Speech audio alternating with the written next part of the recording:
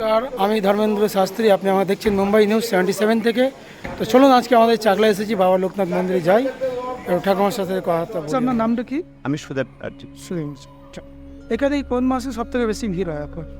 এখানে বছরে 2-3টে অনুষ্ঠান হয়। আচ্ছা, কত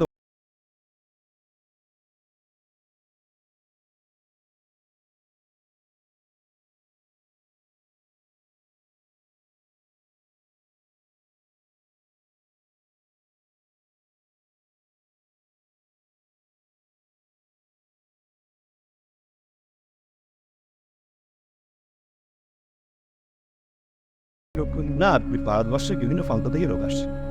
বাইরে থেকেও আসে না? তো আপনাদের এখানে যে মন্দিরটা কত বছর হলো আপনার? এই বিগত 50 বছর, এই গত বছর উৎসব হলো 50 বছর। মানে আমরা যে দাঁড়িয়ে যেখানে, এইটাই কিন্তু বাবার ঘর ছিল। আচ্ছা আমরা রবীন্দ্রনাথ বাবার পিতার উপর দাঁড়িয়ে কথা বলছি। আচ্ছা। রবীন্দ্রনাথ বাবা দেহ রেখেছেন ঢাকা জেলা বারো।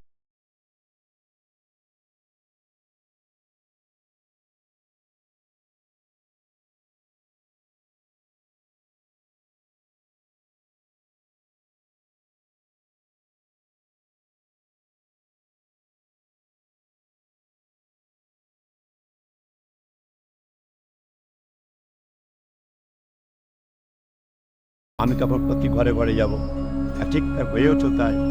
100 বছর পূর্ণ হয়ে যাওয়ার পর রবীন্দ্রনাথ বাবার কোথায় বেড়েছে। তবে এখানে যে ভক্তগণ আপনার কাছে আসে, এই যে বললেন কি পরে যে অনুষ্ঠানটা হবে বাবার কাছে আসে প্রচুর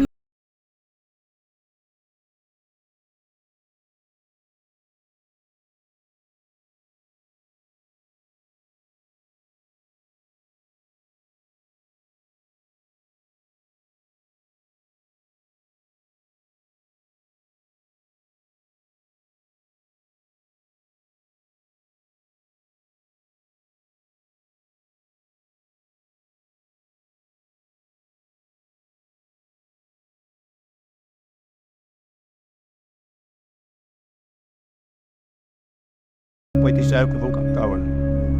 অফিসে পড়লে তাদের খাবারের ব্যবস্থা করে দেবে, পয়সা দেবো। খুব ভালো আপনাদের এটা। এই প্রাঙ্গণে আপনার ম্যাক্সিমাম কত ভক্ত এখানে থাকতে পারে মানে অনুষ্ঠান হতে? মোটামুটি ধরুন এই 3 দিন যে অনুষ্ঠানটা হবে, পুলিশরাই বলে দেয়, প্রশাসনই বলে দেয়, এই লক্ষাধিক লোকের সমাগম হয়। তবে জমায়েত করতে দেয় না।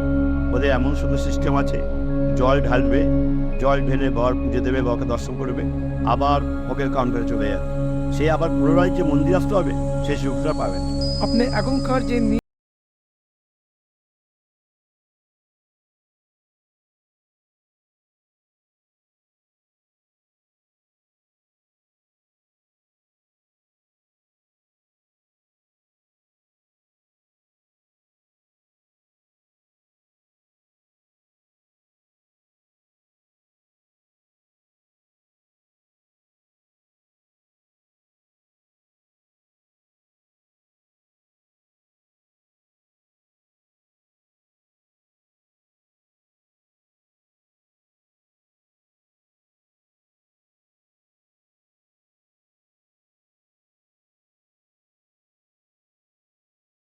ঠাকুরকে কোনো কিছু মানছে না, মা বাবাকেও মানছে না, তার বিষয়ে আপনি কি বলতে চাইবেন? হ্যাঁ, ব্যাপার হচ্ছে অনেকে আছে যারা ধরো বিশ্বাস করে না, কিন্তু আমরা তাদেরকে বলি, দেখো ব্রহ্মা বিষ্ণু মহেশ্বর সৃষ্টিকর্তা, সুতরাং শিবের মধ্যে জ্ঞান। এবার বাবা লোকনাথ শিবের উপাসক ছিলেন। তা আমি তাদেরকে বলি যে ঈশ্বরের ভক্তি একটা আলাদা জিনিস, জোর করে হয় না। তুমি বাবা মাকে ভক্তি শ্রদ্ধা করবে, অটোমেটিক তোমার ঈশ্বরের মধ্যে ভক্তি। সত্যি কথা এটা। একদম ঠিক আছে, আপনার আলাপ করে খুব ভালো লাগলো আমার। চাই Hello, the ACC.